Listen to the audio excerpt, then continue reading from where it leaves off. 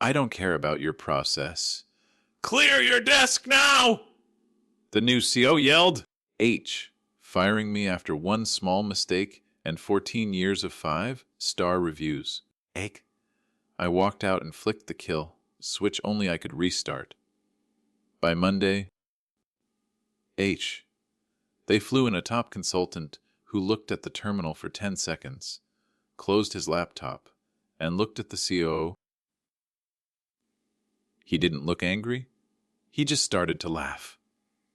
The sound echoed off the glass walls of the war room, sharp and mocking. Vince stood there with his jaw hanging open like a broken hinge.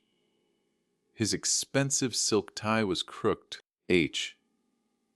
A small sign of the growing panic beneath his polished exterior. He had spent weeks acting like a god. H. Moving people like chess pieces on a board he didn't understand. Now the board was blank and the pieces were gone. H. The screens around us displayed nothing but a steady, pulsing teal light. It was a heartbeat. The system was alive, but it had stopped listening to commands. The office air felt heavy and recycled, smelling of burnt coffee and ozone. Outside, the city skyline flickered through the rain, but inside, the digital world had frozen solid. No orders moved. No trucks left the docks. Millions of dollars were evaporating into the ether with every tick of the clock. H. Vince wiped sweat from his upper lip with a shaking hand. He looked at the consultant, desperate for a miracle. The silence in the room was a physical weight, pressing against his chest. Ezra, the consultant, leaned back in his leather chair and crossed his designer loafers. He didn't offer a solution or a diagnostic report. The H, he just watched the teal pulse on the monitor with a look of genuine admiration. He knew my work, H. He recognized the elegant nested loops and the hidden handshake protocol I had spent a decade perfecting. To a layman, H, it looked like a crash. To an expert, it was a work of art. The machine was simply waiting for its master. I was already miles away. H, sitting on my porch with a cold glass of tea. The silence of the lake was better than the hum of the server room. H. My phone sat face down on the wooden table, vibrating with a frantic energy I refused to acknowledge. H. Dozens of missed calls from HR and the board of directors piled up like autumn leaves. They had walked me to the elevator like a criminal. Now, they were begging for a ghost to return and save them. Back in the war room, H. The board members started whispering. Their voices were low and jagged with fear. A. They looked at the empty desk where I had sat for 14 years, suddenly realizing its importance. H. The spreadsheets were bleeding red ink, and the shipping maps were dark. Vince tried to bluster. H. Claiming he could find someone else to crack the code. Ezra just laughed again. H. A dry sound that cut through the manager's remaining pride. He knew there was only one key. The realization finally hit Vince like a physical blow. He slumped against the whiteboard, his face turning a sickly shade of gray. He had traded a master architect for a moment of ego, and the cost was his entire career. The board chairperson stepped forward. The H, ignoring the COO completely. She grabbed her phone and dialed my number with trembling fingers. She didn't want a consultant anymore. H. She needed the man she had allowed to be discarded. My phone vibrated one last time. H. I finally picked it up and watched the caller ID glow in the twilight. It was the CEO herself, bypassing every gatekeeper to reach me. I didn't answer immediately. I let the ringtone blend with the sound of the crickets. Power is a strange thing. It can be taken in a moment, but it can only be built over years of quiet, invisible labor. I slid the thumb to accept the call. Shh. The first thing I heard was the sound of a total surrender. I held the phone to my ear, listening to the CEO's heavy breathing. H. The silence was thick with the scent of pine needles and damp earth. She didn't start with an apology or a greeting. Instead, H. She spoke with the clipped tone of a woman watching her legacy burn to the ground. H. She mentioned a figure that would have made me choke a week ago. I looked at the lake, watching a lone ripple expand across the surface. Shh. My terms are already in your inbox, I said softly. The CEO hesitated. H. Her voice cracking as she mentioned the board's growing impatience. H. She tried to pivot back to a sense of corporate loyalty that had died the moment Vince screamed in my face. H. I didn't interrupt her desperate flow of logic. I just watched a beetle crawl across the porch railing. We aren't a family, I told her, H, cutting through the noise. You are a client and I am a specialist.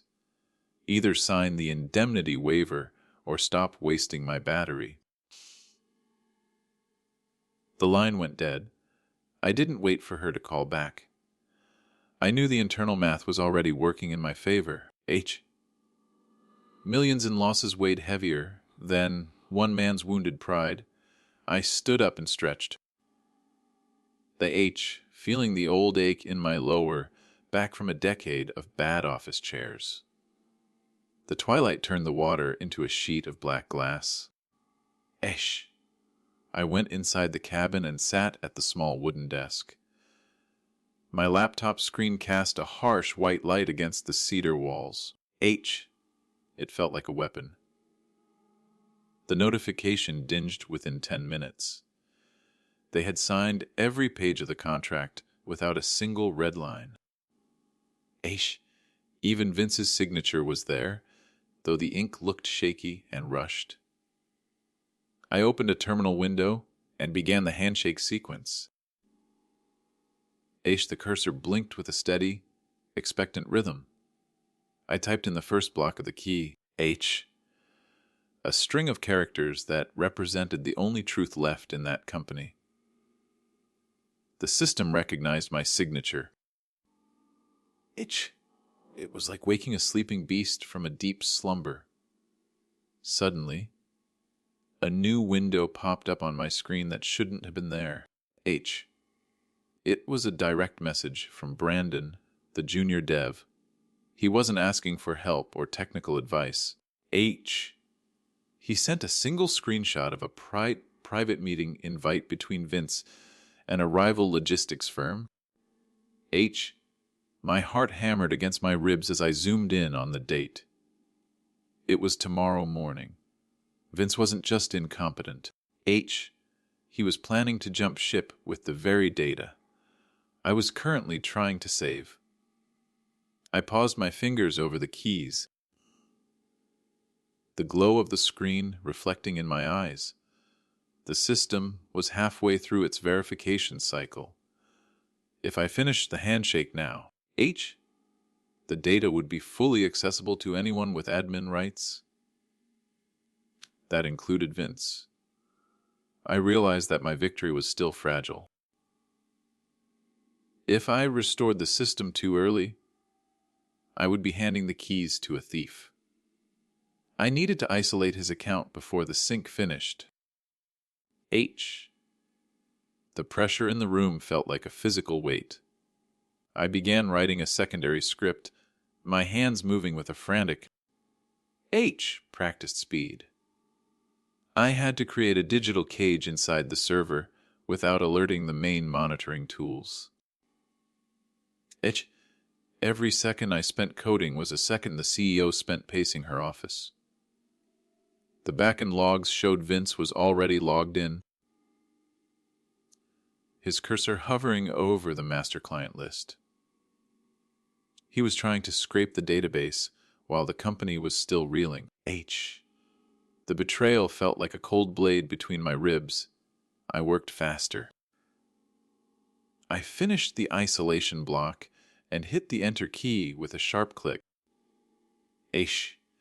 Vince's access was instantly diverted to a mirrored environment filled with junk data. He would think he was winning until the moment the authorities arrived.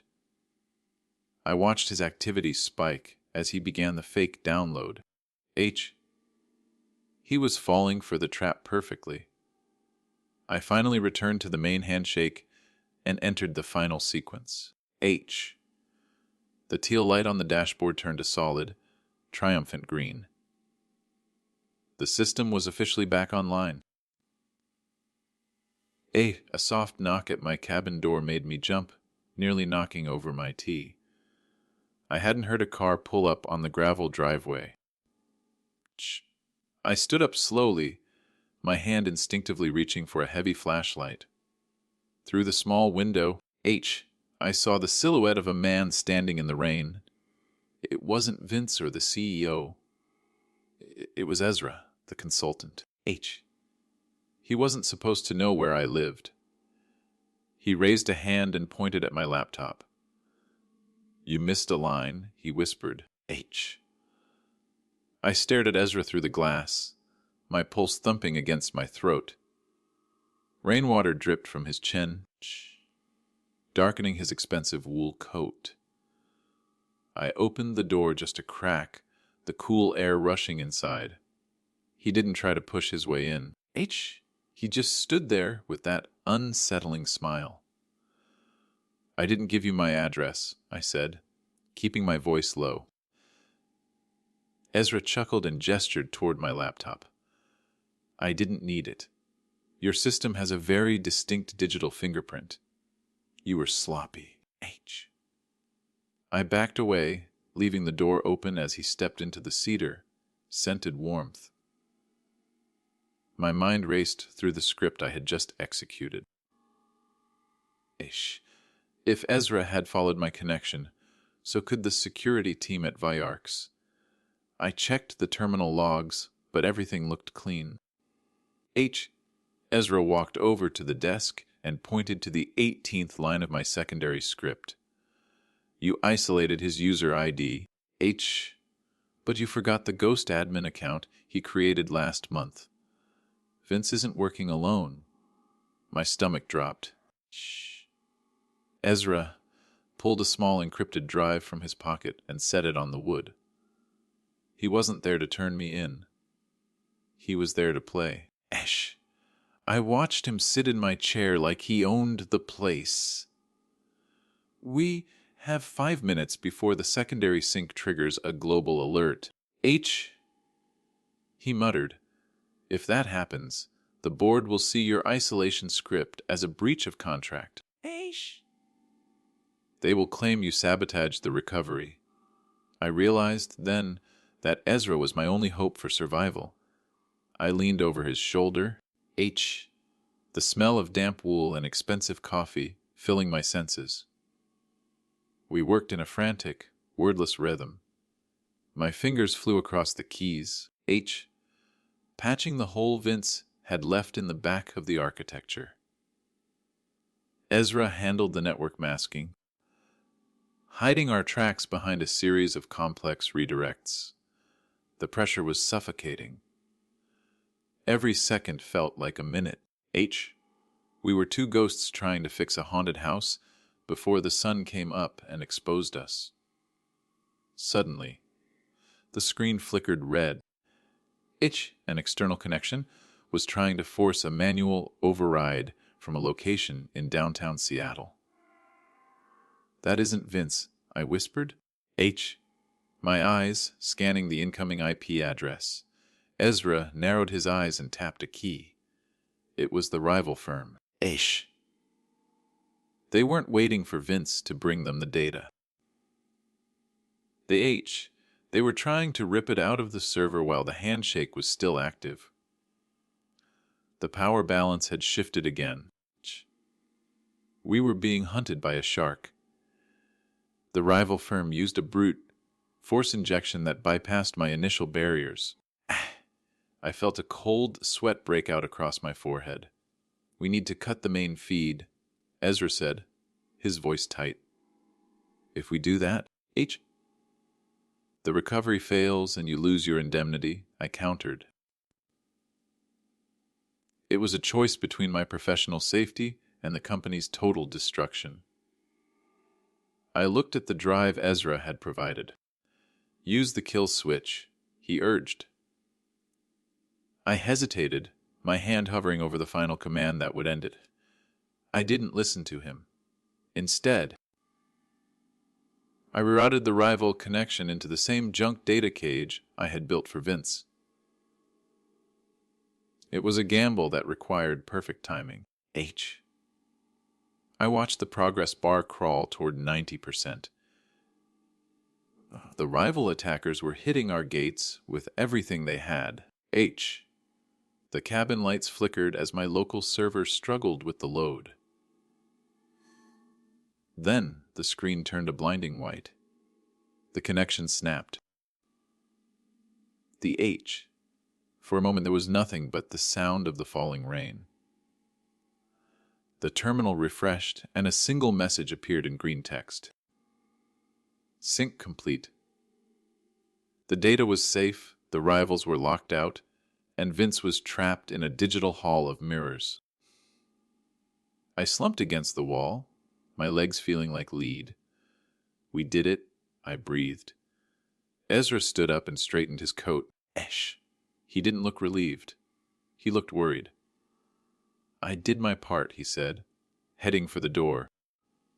"But you should check your personal bank account. They didn't just sign." I opened my banking app with trembling fingers, expecting to see the deposit from Viarx. The balance was exactly 0. My heart stopped. I refreshed the page, but the screen stayed blank. They hadn't just fired me and hired me back, They had used the handshake sequence to track my private accounts and freeze my assets. I looked back at the door, but Ezra's car was already disappearing down the dark driveway. I was rich on paper and a pauper in reality. I was trapped.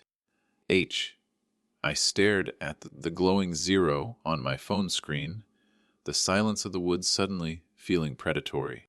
The cedar walls of my cabin seemed to shrink, closing in like a wooden trap. I had been so focused on the server architecture that I had ignored the most basic legal vulnerability. Viarx hadn't just signed my contract, they had used the digital link to locate and seize every penny I owned. I gripped the edge of the desk, my knuckles turning a ghostly white. The rain hammered against the roof. A frantic and rhythmic drumming that matched my racing heart. I needed to get to the backup drive I kept hidden in the floorboards. It contained the raw logs of the CEO's initial authorization, the only proof that my access was legal. If I lost that, they could frame me for the very breach I had just fixed. I knelt on the cold planks, prying at the seam with a pocket knife. My hands were shaking. Just as the board came free, a soft notification pinged from my laptop. It wasn't an alert from the office or a bank update. It was a live video feed from the hallway outside the war room. Brandon had left his workstation camera active, likely as a silent signal for me to watch. I saw Vince standing by the elevators. Looking remarkably calm for a man who had just been caught stealing data. He wasn't leaving. He was waiting for someone. A tall man in a dark suit, stepped off the elevator and handed Vince a thick envelope. This wasn't a rival firm employee. I recognized the silver pin on the man's lapel. He was from the federal agency that regulated interstate logistics. H. They weren't there to arrest Vince for corporate espionage. They were there because Vince had turned whistleblower. H. He was going to blame the entire system failure on me, claiming I had held the national supply chain for ransom. H. The realization felt like a punch to the solar plexus. Vince had played a deeper game than I imagined. By getting me to execute the handshake, he had created a digital trail of me, reclaiming the system. H. The zero balance in my account wasn't just a seizure. It was evidence of a frozen criminal asset. I grabbed the backup drive and shoved it into my pocket. I had to leave. The blue lights of a patrol car flickered through the trees. H. I moved to the back window, the glass cold against my forehead. The driveway was blocked, and the woods were too thick for my car. I had to go on foot through the ravine. I grabbed my old fleece blanket and a bottle of water, throwing them into a rugged pack. My terminal was still logged in, the green sync message mocking my situation. I couldn't leave it active. If they took the laptop, they took my soul. I hit the wipe. The screen went black just as a heavy fist hammered on my front door. Police, open up! Hey. The shout echoed through the small cabin, shattering the quiet peace I had tried to build. I slid out the back window, the wet grass soaking through my socks instantly. I didn't look back at the warm glow of my home. I scrambled down the muddy slope, my boots sliding on the loose rocks. The rain blinded me. I was a fugitive now. I reached the bottom of the ravine and paused to catch my breath, my lungs burning in the cold air. The sound of the officers breaking through my front door carried over the ridge. They would find an empty house and a wiped computer. I pulled out my phone, intending to smash it, but a new message stopped me. It was from Ezra. Check the battery compartment of the drive I gave you. It read. My fingers fumbled with the small plastic casing. Inside the drive's shell sat a tiny, physical key for a private locker at the regional airport. Ezra hadn't just helped me fix the code. He had anticipated the fallout. He knew the board would flip the script on me the moment the servers were green. I looked back up toward the cabin, where flashlights were already scanning the perimeter. I wasn't just running from a job anymore. I was running for my life. Then, my phone buzzed with a final, chilling alert. The alert was a proximity warning from my cabin's smart gate. It showed a black SUV turning onto the narrow dirt road, followed by two more. These weren't local police cruisers. They were unmarked, tactical, and moving with aggressive speed. I shoved the physical key into my pocket and plunged deeper into the dark ravine. The mud sucked at my boots, threatening to pull me down into the freezing slush. I had to reach the highway before they circled the perimeter. The cold rain turned to sleet, stinging my face as I scrambled over a fallen cedar. My lungs felt like they were filled with broken glass. I reached a small clearing and checked my phone one last time. The tracking software I had installed on Vince's work phone was still active. He was moving, too. He wasn't at the office anymore. The GPS dot was heading toward the airport, moving in a straight line. He was going for the locker first. I realized then that Ezra hadn't just given me a gift. He had set a race in motion. H. The key in my pocket was the only thing standing between Vince and total immunity. If Vince got that drive, H, he could delete the evidence of his own sabotage and pin the federal charges on me. I crested the ridge. H. My heart hammering a frantic rhythm against my ribs. A pair of headlights cut through the trees 100 yards ahead. H. It was now or never. I slid down the final embankment, tumbling onto the gravel shoulder of the main road. A battered truck slowed down. H. The driver looking at me with a mix of pity and suspicion. I didn't wait for him to ask questions. H. I pulled a crumpled $100 bill from my pocket and slapped it against the window. Airport. I gasped. H. Climbing into the passenger seat. The interior smelled of tobacco and wet dog. The driver nodded, shifted gears, H, and accelerated into the gray mist. The drive was 20 miles of pure agony. I watched the clock on the dashboard, every minute feeling like a heavy blow. We passed 3 state patrol cars, heading the opposite direction with their lights flashing. H. They were looking for a fugitive at a cabin, not a muddy passenger in a rusting Ford. H. I pulled the small physical key out and gripped it until the metal bit into my palm. I had to beat him. Shh. The stakes had shifted from money to survival. As we neared the terminal, the GPS dot on my screen stopped moving. Vince was there. H. He was likely at the private hangar entrance, using his executive credentials to bypass the standard security lines. H. I told the driver to drop me at the cargo bay doors instead of the main entrance. It was a gamble. H. I knew the layout of this airport from a logistics audit I did years ago. I knew the service tunnels. I had to move like a ghost again. H. I sprinted through the loading dock, dodging a confused forklift driver.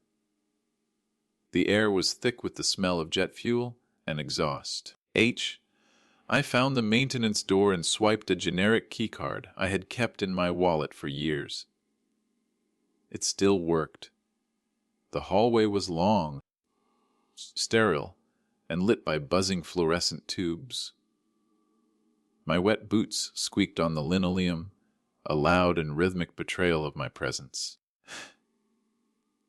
H. I reached the locker bay just as the lights flickered. Vince was standing at the far end of the row, fumbling with a digital keypad.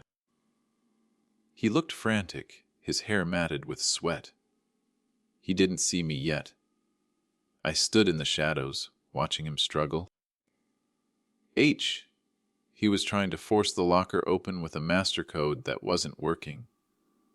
The realization hit me then. Ezra had given me the only physical key, but he had given Vince the wrong digital sequence. It was a trap for both of us. Shh. I stepped out of the darkness, the heavy flashlight in my hand. Vince spun around, his eyes widening with a sudden, sharp terror. Quinn, wait, he stammered, backing into the wall of lockers. I didn't say a word. I just held up the physical key. He reached into his jacket. H. But he didn't pull out a gun. He pulled out a black digital recorder. It's already live, Quinn, he hissed. The feds are listening. H. I looked at the locker and saw the hidden camera. I stared at the tiny lens embedded in the locker frame. H. Its red light pulsing like a dying star. The sterile airport air felt like it was freezing in my lungs. The H? Vince stood trembling against the cold metal, the recorder clutched in his sweaty palm. He thought the federal agents were his shield. The H, but I saw the truth in his darting eyes. He was terrified of what was actually inside that locker. I stepped closer, my muddy boots leaving dark streaks on the linoleum. "You think they are listening to you," I whispered. "They aren't. H." Vince tried to regain his footing, his voice cracking as he spoke into the recorder. "Quinn is here," he stammered, his eyes fixed on my heavy flashlight. "He is attempting to obstruct a federal investigation into the supply chain collapse." It was a pathetic performance. I realized then that the recorder wasn't transmitting anything. It was a bluff designed to keep me at a distance. I reached out and snatched the device from his hand, crushing the plastic casing under my heel. The red light on the locker frame flickered once, and then went dark. The power in the hallway dipped, the fluorescent tubes buzzing with a frantic energy. Vince slumped against the lockers. His bravado vanishing like smoke in a gale. He knew he was trapped between me and the truth. I slid the physical key into the lock, the metal feeling cold and heavy. The mechanism turned with a satisfying, oily click. I pulled the door open, expecting a drive or a stack of papers. Instead, the locker was empty except for a single, vibrating mobile phone. It was currently receiving a video call. I picked up the device and saw Ezra's face on the high-definition screen.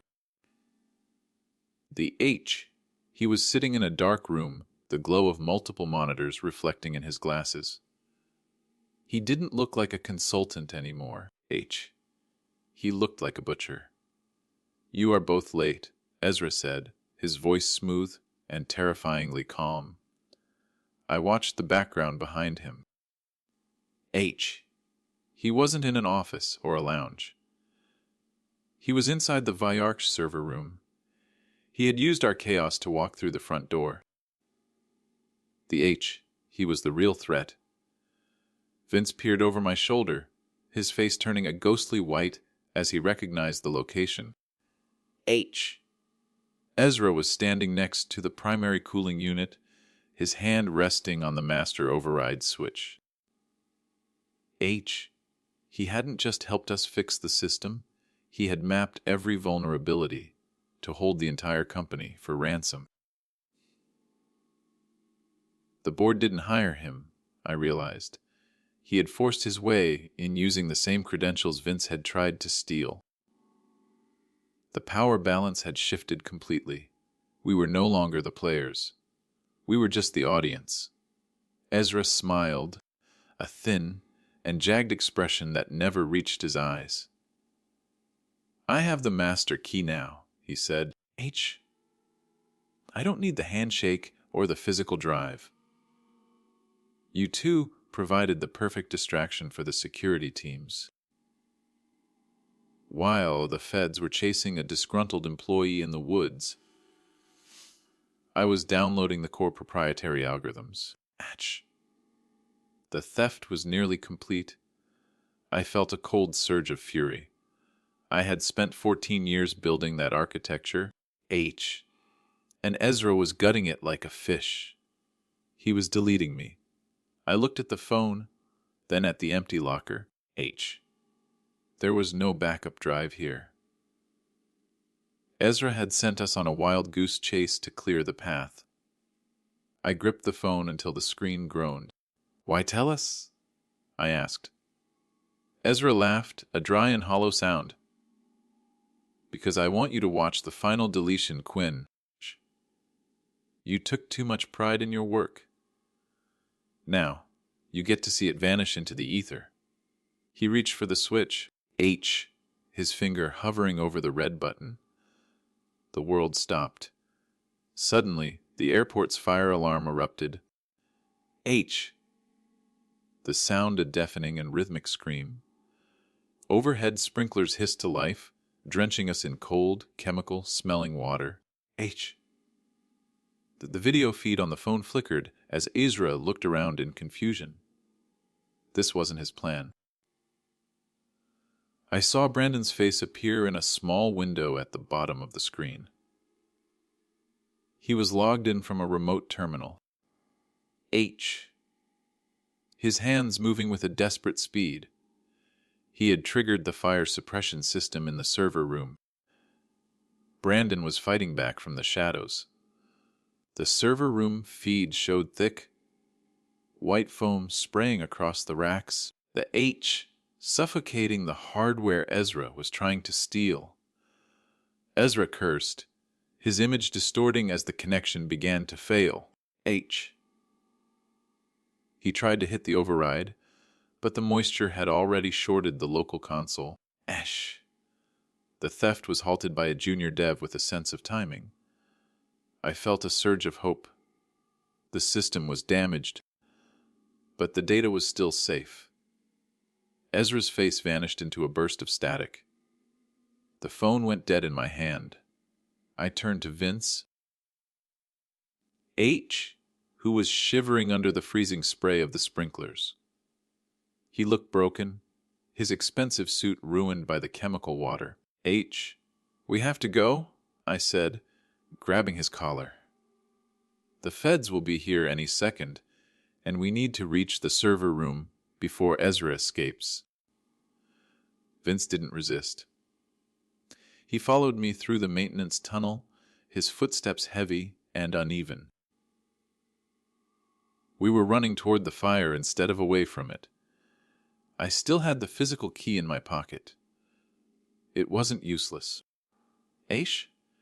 We reached the cargo bay just as a black SUV screeched to a halt.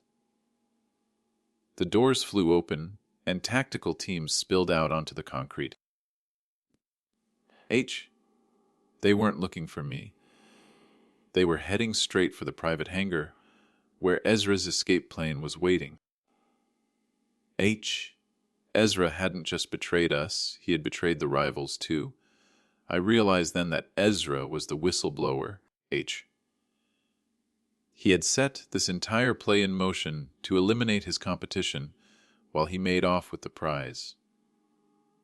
He was the architect of our ruin. The H. I pulled Vince behind a stack of shipping crates, the smell of jet fuel heavy in the air. We watched as the agents surrounded the plane, their weapons drawn. Ezra was caught in his own trap. I reached into my pack and pulled out my backup drive. H. I didn't need the server room anymore. Brandon had sent the master logs to this drive during the chaos of the fire alarm. H. I had the evidence. I had the truth. I looked at Vince and saw the terror in his eyes. It was over. The sirens grew louder. H. Echoing through the hollow cargo bay. I handed the drive to Vince, his fingers fumbling as he took it. This clears you, I said. My voice cold. You tell them Ezra was the mastermind. You tell them I was working under your direction to stop the breach. It was a lie that saved my life and his career. Vince looked at the drive, then at me. Why? He asked. Because I'm done being a ghost, I replied. I walked into the rain. I was free. The cold rain washed the chemical scent of the sprinklers from my skin as I walked away. H. My boots crunched on the wet asphalt of the cargo terminal. Behind me, the chaos of the federal raid pulsed with blue and red light. H. Vince remained huddled by the shipping crates, clutching the backup drive like a holy relic. H. He would take the credit and I would take the exit. It was a fair trade for my soul. I kept my head down, moving toward the perimeter fence where the shadows were the deepest. A white security van idled near the maintenance gate. The H, its engine humming a low and steady rhythm. The driver didn't look up as I approached the side door. I climbed into the back. H.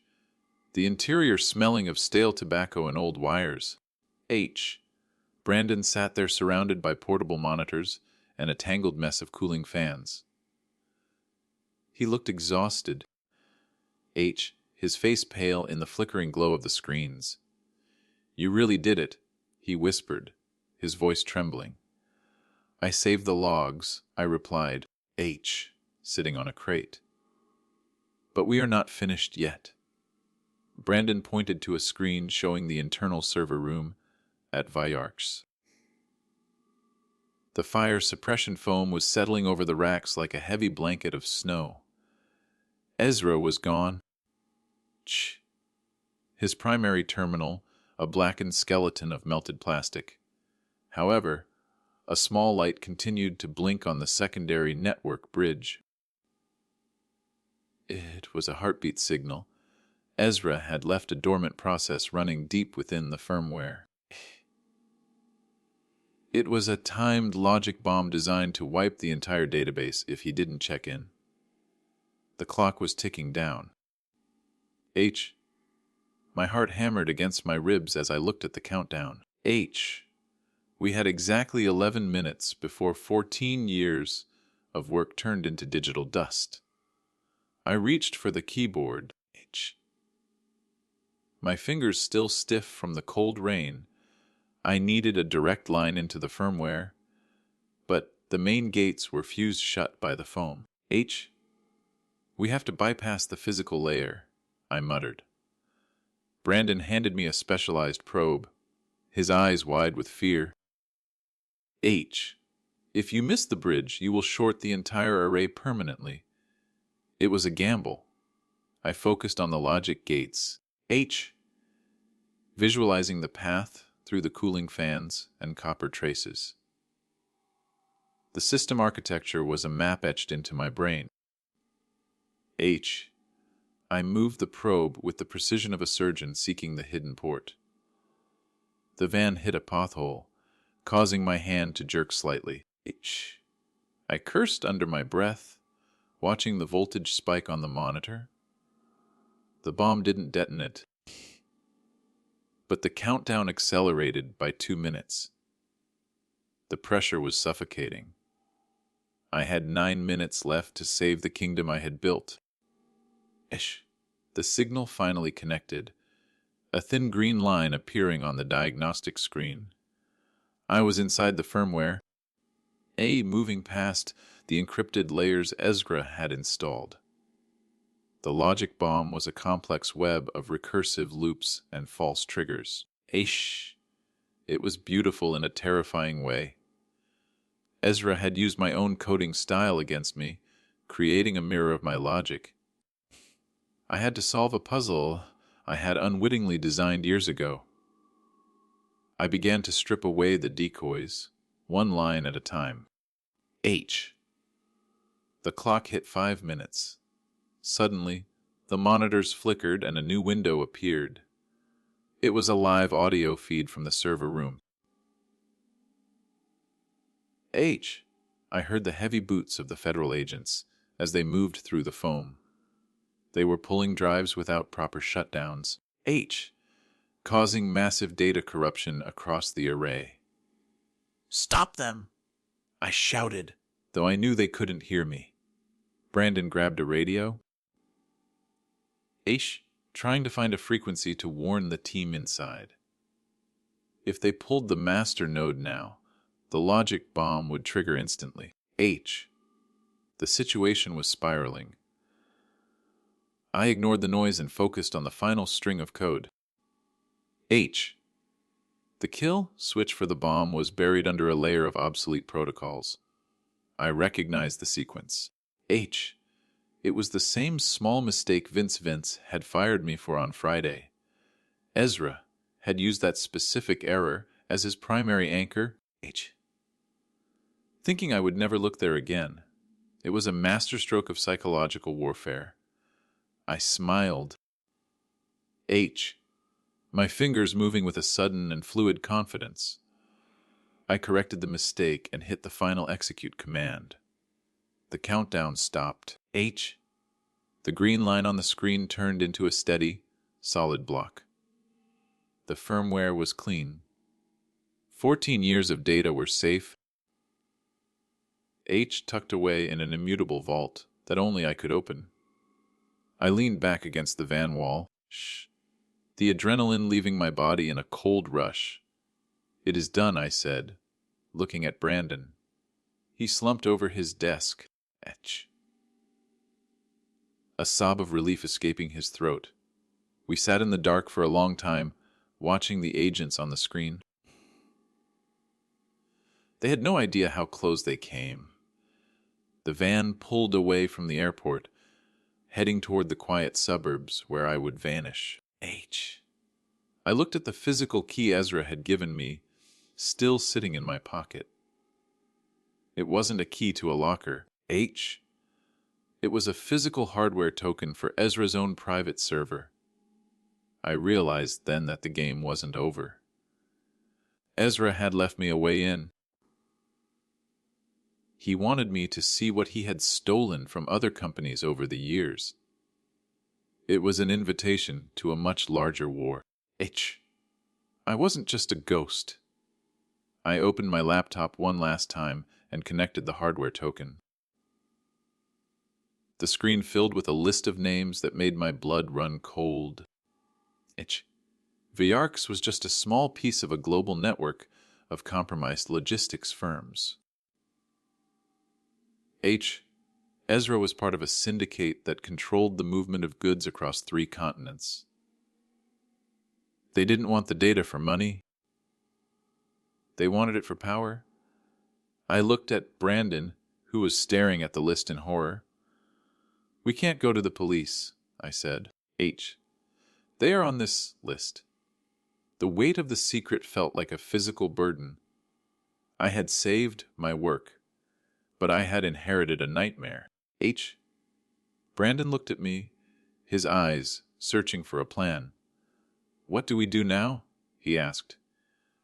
I looked out the window at the passing streetlights. H. My mind already building a new architecture. "We build our own network," I replied.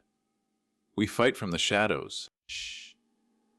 I reached into my bag and pulled out a clean drive. I began to write the first lines of a new system. It was time to hunt. H. The van stopped in front of a generic apartment complex. I stepped out into the night, the air smelling of wet pavement and exhaust. Brandon stayed in the van, promising to keep the monitors active. I walked toward the entrance, but a shadow moved near the bushes. Shh. A tall figure stepped into the light, holding a familiar leather notebook. It was the CEO of Viarx. She wasn't angry or panicked. H. She looked at me with a strange, calculating respect. "We need to talk about Ezra," she said. "He has your parents." Shh. The CEO stood under the flickering yellow streetlight, her face a mask of weary iron. Shh. The mention of my parents turned my blood into Arctic slush. For 14 years, Aish. I believed she was just a figurehead in a tailored suit. Now, I saw the deep lines of a woman who had played this game before. H. Ezra is not working alone, she said, her voice dropping to a gravelly whisper. He is a symptom of a much larger infection. H. She handed me the leather notebook. I flipped through the pages, my eyes stinging from the cold night air. The notes were handwritten, H. Detailing every movement Ezra had made since he arrived at Viarx. She had been tracking him long before I was fired. H. Vince was just a blunt instrument, she continued. He was supposed to draw your fire while Ezra moved into the core. H. She reached into her coat and pulled out a small, encrypted pager. This is how he communicates with them. The screen displayed a single Ashlev coordinate. The location was a shipping yard 3 miles south of the airport. Ash. It was a graveyard for rusted containers and broken dreams, I realized my lie about being done as a ghost was premature. H. To save my family, I had to become something much darker. The CEO looked at the security van, where Brandon sat frozen in fear. H. You have the code Quinn. You are the only one who can talk to the system they built. My hands stopped shaking. We drove in silence. H. The city lights blurring into long streaks of neon. The shipping yard was a labyrinth of steel towers and deep shadows. H. I clutched the hardware token in my pocket, feeling its jagged edges. My objective was clear. H. I had to breach Ezra's private network before he realized the firmware bomb had failed. If he felt the connection snap, he would vanish. H. Taking my parents with him. The air smelled of salt and rotting timber. We were entering his house. H. I set my laptop on a stack of wooden pallets, the screen glowing like a beacon in the dark. Brandon stayed by the van. H. His fingers dancing across a secondary terminal to mask our signal. The CEO stood guard with a heavy pistol. H. Her eyes scanning the crane lines above us. I plugged in the token and felt the familiar hum of a high-speed link. H. The interface was a brutalist design, stripped of all corporate polish. It was the architecture of a predator. Suddenly, shh. The screen flickered and a live video feed appeared. I saw my parents sitting at a small kitchen table in a room with no windows. They looked confused but unharmed, sipping tea as if it were a normal Sunday afternoon. Ezra sat across from them, H, his back to the camera. He was waiting for me to log in. You were always too predictable, Quinn, he said through the speakers. H, I knew you would fix the firmware. It was your final test. The power balance shifted instantly. Ezra didn't want the data. He wanted a partner. He had built a global system that required a specific kind of maintenance. H. A soul that understood the beauty of the ghost in the machine. He was offering me a seat at the table of the syndicate. I looked at the CEO, who was watching the screen with an unreadable expression. She wasn't surprised. H. I realized then that she was the one who had introduced Ezra to the board. I stared at the screen. H. My finger hovering over the delete key for the entire syndicate node. If I hit it, the system would collapse. But the room where my parents sat would seal forever. Ezra turned around and smiled at the camera, holding up a small remote. He knew I had seen the trap. I realized that the woman standing beside me wasn't my ally. She was the failsafe, H. The pager in her hand began to glow with a bright, steady red.